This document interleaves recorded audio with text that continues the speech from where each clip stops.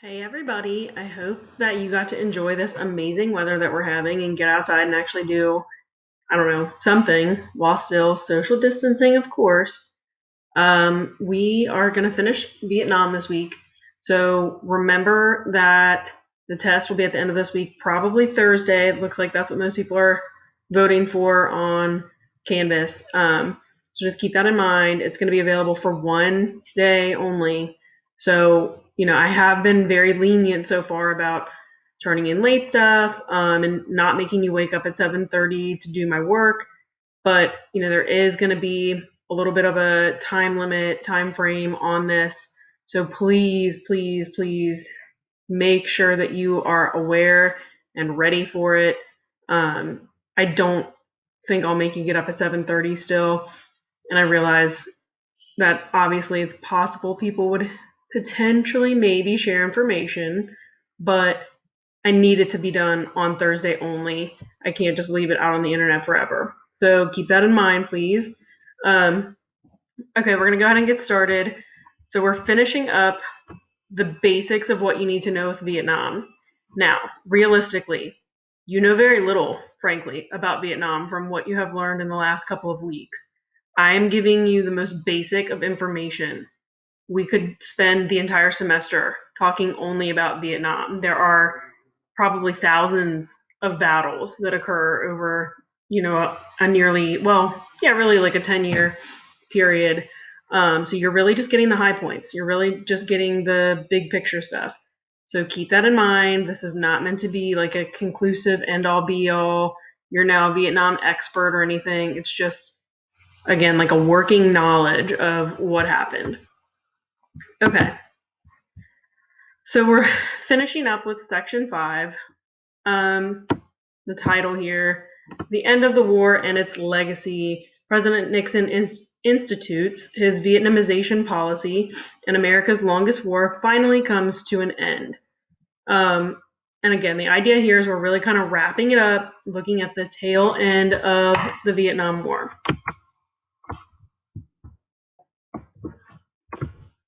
Sorry, I'm really bad at this.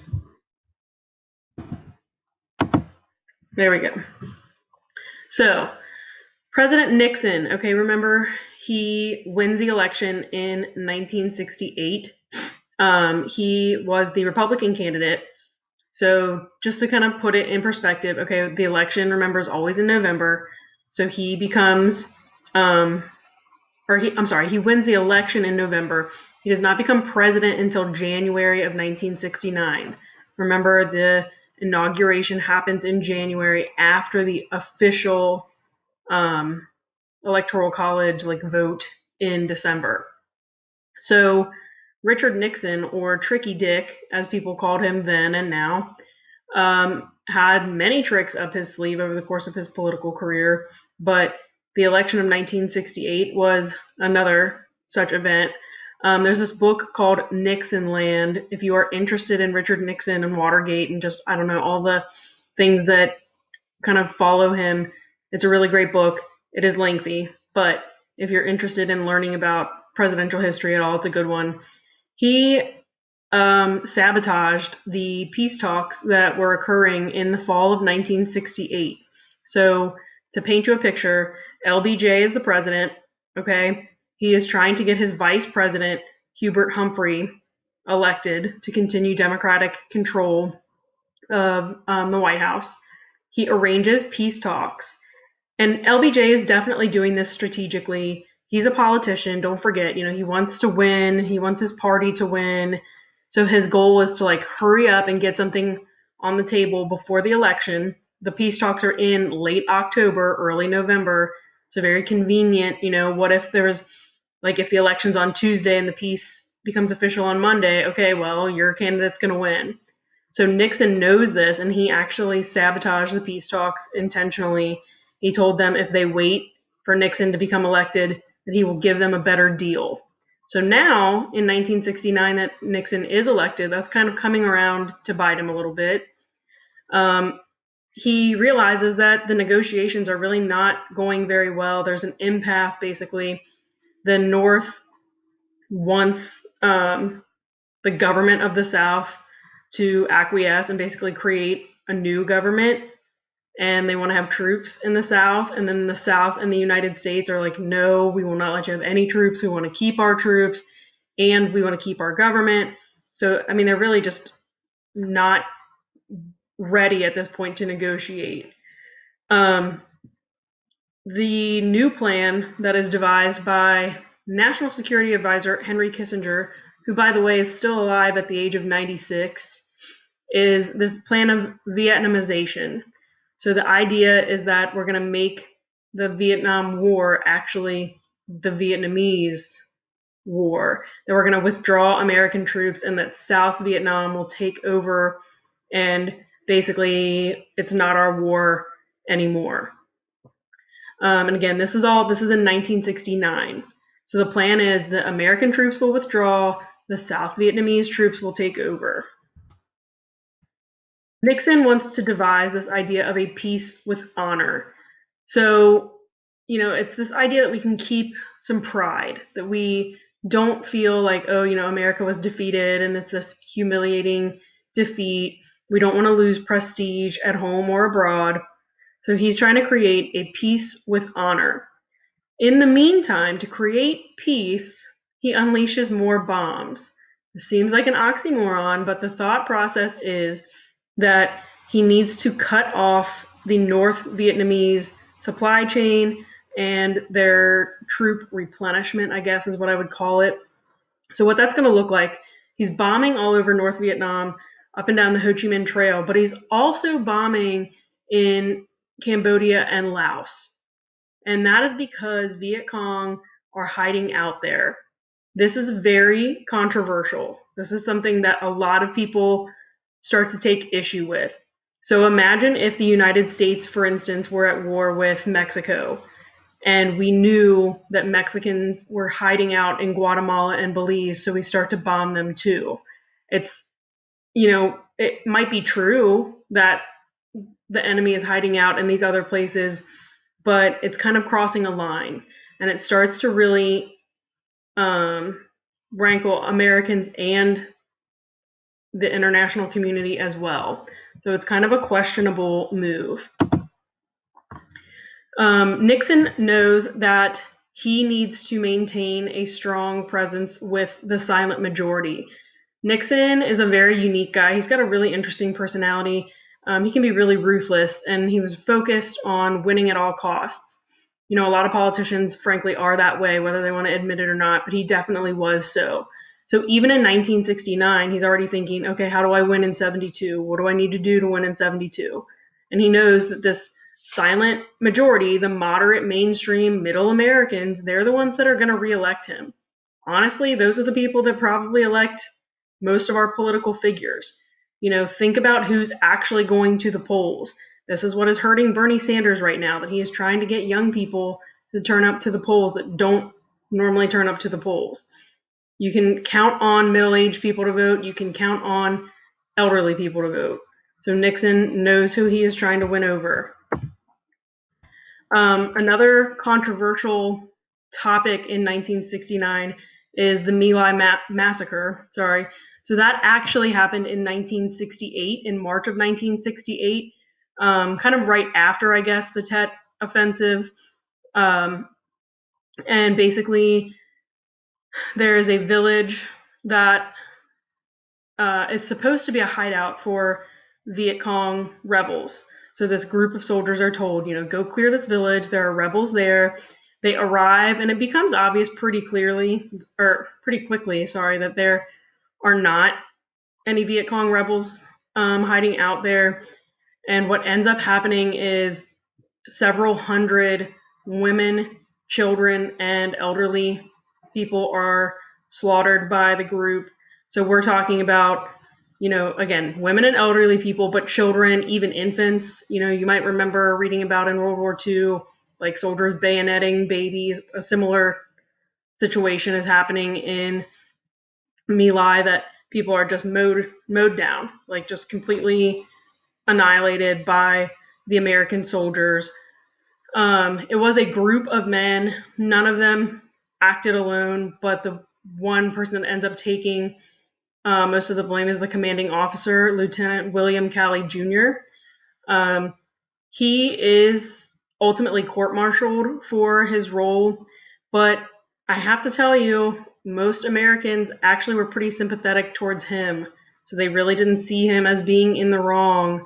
And this PowerPoint says that he was convicted, which is true, and imprisoned, but he was really on house arrest. So basically he got the coronavirus punishment. I don't know if it's necessarily an accurate punishment for the crime, but he was on house arrest, I believe, for 3 years. So it's a lengthy house arrest, but still house arrest as compared to what he put the innocent people through and his fellow soldiers and officers. He's not operating in isolation. But the point of bringing all this up is to say that 1969 is when Americans find out about it. So this casts a new stain, a new cloud over the war. And it just seems to America, even that silent majority, the middle aged, mainstream, moderate, middle of the road people are starting to have some serious doubts, some serious questions about what's really going on. What probably creates even a bigger problem for Nixon is the invasion of Cambodia. So, like it says here, in 1970, U.S. troops invade Cambodia, like ground troops actually invade Cambodia. And this sets off just a huge chain reaction in the United States that young college students, especially, were protesting and were horrified, basically, that this country that had nothing to do with Vietnam, theoretically at least, was being invaded. And think also from the perspective of the college student, if you potentially got the deferment so that essentially you get 4 more years before you would have to be drafted, you might look at this as like, okay, are you just trying to expand the draft as much as possible and make sure that I have to go fight this war? Not to mention the human rights violations and just the effect of war on any society. So there's this massive demonstration of American students, 1.5 million protesting college students. They closed down more than 1,200 campuses around the country. So it's a huge disruption to the work of American universities. Excuse me. This happens like the last week of April into May.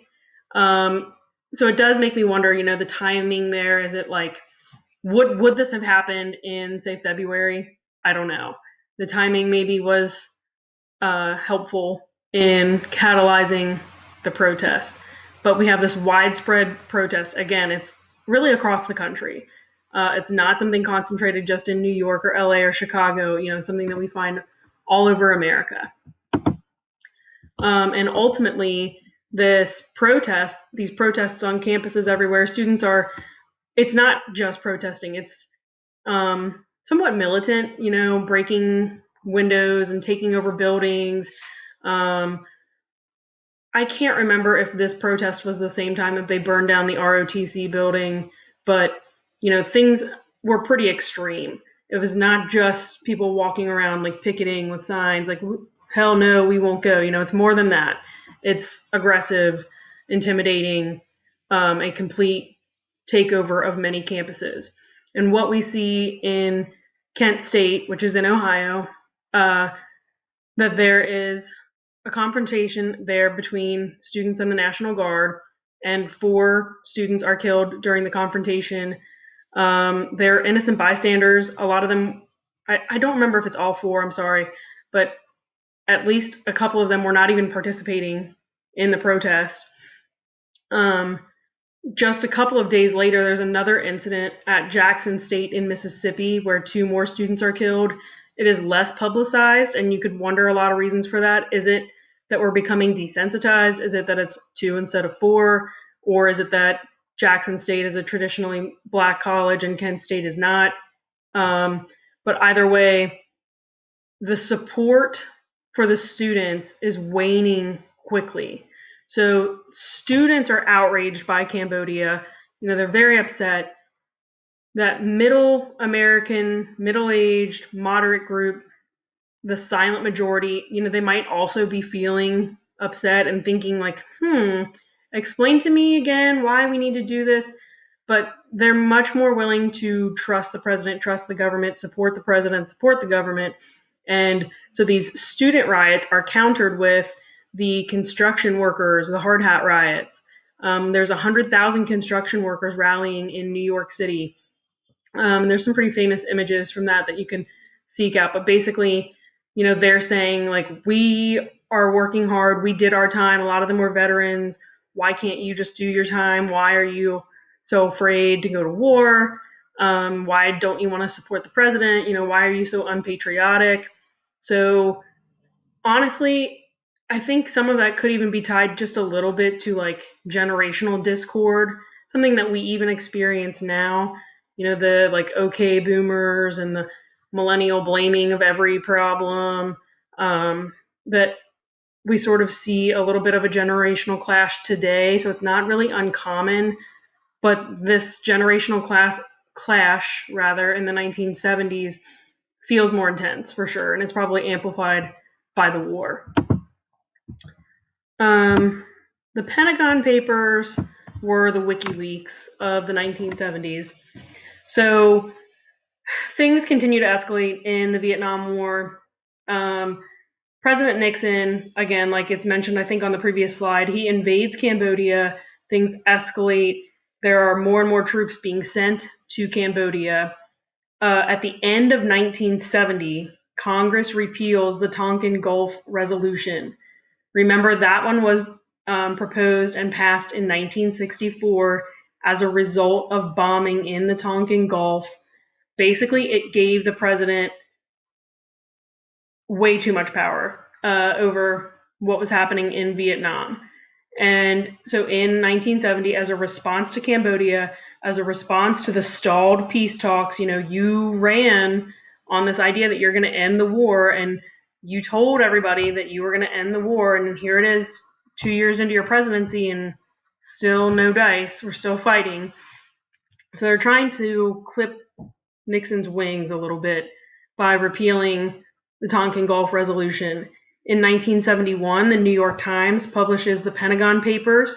Basically, it was a several thousand page document that was procured by Daniel Ellsberg, who worked for the Department of Defense. It was a report prepared on Vietnam during the 1960s. In 63, 64, when LBJ is telling everybody, we're not going to send American boys to do what Vietnamese boys should do for themselves, in secret, they're working up this report of like, this is what the war is going to look like. This is how we're going to fight the war. This is what's going to happen with the war.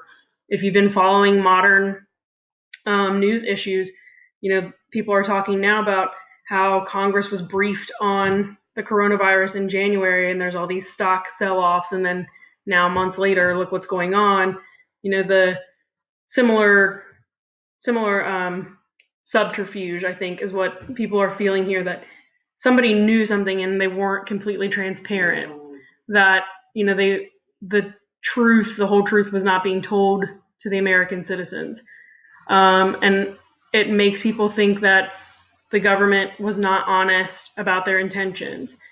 And we don't necessarily talk about why, honestly, in pretty much any defensive scenario, there's probably some information that's held back from everybody, but this is different. This feels like we were told one thing when something completely different was happening, and that's unsettling to a lot of people.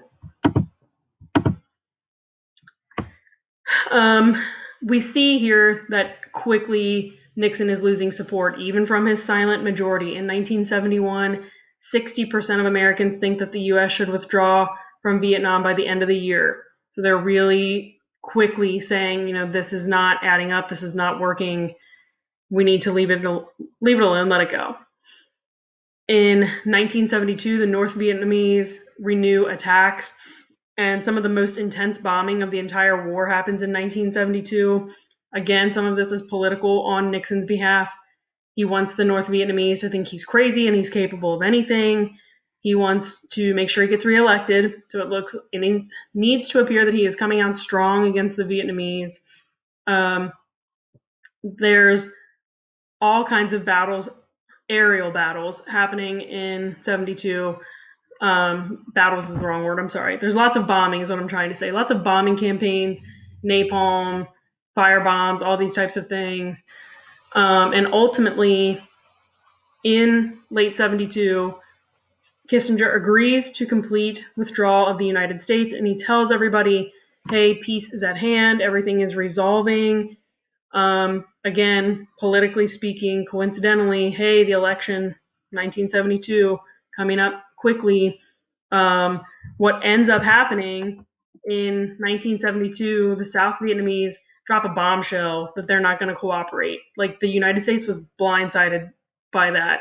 That, they thought that they really had a peace plan, and ultimately the South Vietnamese reject it. So this is a pretty heavy political blow to Nixon. It makes him look like he doesn't have the relationship with the South Vietnamese that he thought, and obviously a lot of blowback for Kissinger as well. The talks break off and bombing continues and escalates a little bit further. Finally, in January of 1973, the peace agreement is signed. It's a ceasefire, and the details are to be determined at a later date. Sorry. Somewhat controversially, Henry Kissinger wins the 1973 Nobel Peace Prize, and ultimately a couple of members from the committee actually resign over it, and the fighting in Vietnam resumes pretty much very quickly after America is out of it. So Kissinger tries to give back the Peace Prize, but they wouldn't take it. But anyway, it was kind of controversial at the time. What ends up happening, the ceasefire breaks down, and we see the fall of Saigon in 1975. That's a famous event as well. You might have seen pictures before of people like on top of the building, and they're climbing into helicopters and hanging onto helicopters. Basically what they're trying to do is get the last Americans out of Saigon, so out of the U.S. Embassy in Saigon. But again, that's kind of a famous photo from the Vietnam War. So what happens to the American veterans of the war? 58,000 Americans were killed, and over 2 million Vietnamese were killed. So obviously a huge loss of life here. Returning veterans face indifference and hostility. Something to be clear about, okay? I don't think that the hostility and indifference was felt equally across the country. It's hard to think of like small town America turning its back on their veterans.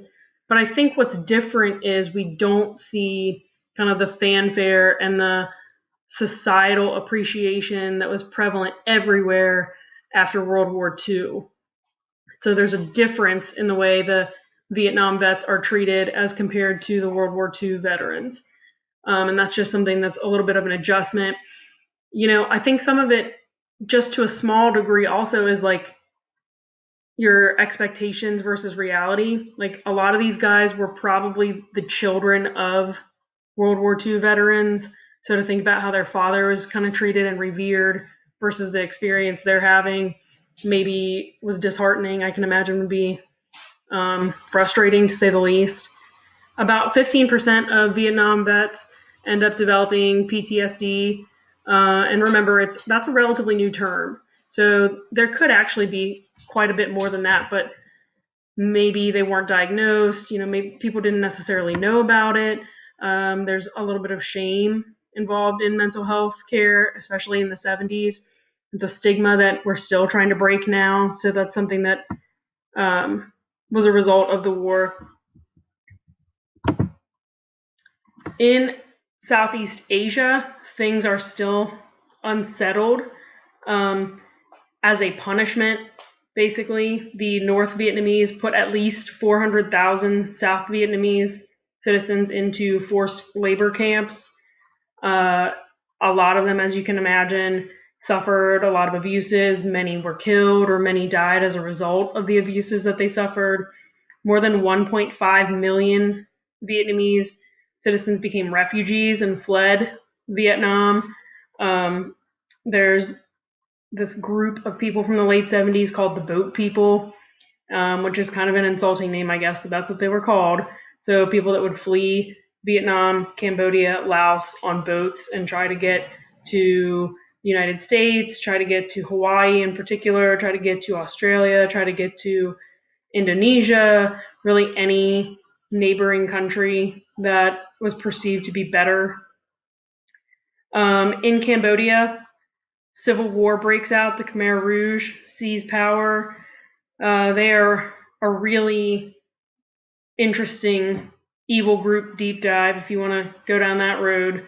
They are responsible for a genocide in Cambodia. Basically, they got some questionable advice from Mao Zedong about how to turn their society into an agrarian society, an agricultural society. And so they killed all the intellectuals. They killed anybody that they thought would lead opposition or would be unsuited to agricultural work, and then essentially forced almost the entire country into these agricultural forced labor camps. There's widespread famine, malnutrition. It turns out that agriculture is somewhat of a science, and people don't really know how to grow anything, and they're just sort of forced into it. So they want to create a peasant society because that means that everybody is like equal on the hard working scale. Honestly, Thomas Jefferson had a little bit of these ideologies as well, although he was a wealthy farmer. But almost 25% of the Cambodian population is killed as a result of this genocide. So it's a pretty substantial issue. The legacy of Vietnam. The government ultimately abolishes the military draft, and as you know, that is still true today. Men that turn 18 have to register with the Selective Service, but they do not have to worry that they're going to be drafted into war. In 1973, Congress passes the War Powers Act. This basically says that the president must inform Congress within 48 hours of deploying troops, and that they can have a 90-day maximum deployment without congressional approval. So what that really looks like is 60 days and then an additional 30 to like wrap it up and bring everybody home. Basically, this allows presidents to commit us to a police action, but not to an actual war. Because remember, Congress has the power to declare war, the president does not. So this is really just trying to limit those powers a little bit. This is also during Watergate, so I think, again, trying to restrict Richard Nixon a little bit. And the war contributes overall to cynicism about government and political leaders. There is a sense of mistrust. Okay, we made it to the end. Remember, you're going to have a test on Thursday. You can use this video if you want, if it helps you at all. You can use any of the resources that I've given you. And then Friday we'll have a video, and then next week you will be on spring break. So enjoy it. I hope the weather is as amazing next week as it is right now, and I hope I get to see you guys soon. Stay safe, stay healthy, and I miss you. Bye.